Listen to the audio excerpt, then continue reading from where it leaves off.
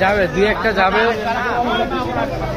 আরে মাল খারাপ হওয়ার জন্য তো এক ফোঁটা বেশি দেওয়া হয়।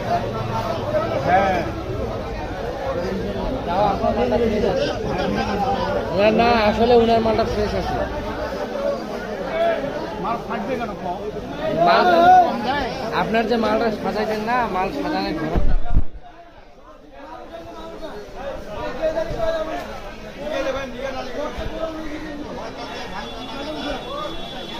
আপনার মাল সাজানোর ধরনটা এখন ঠিক আছে। নাহলে অন্য অন্য ভ্যান সাজায় না, একদম এই যে মাঝখান দিয়ে ফাটাই ফেলায়।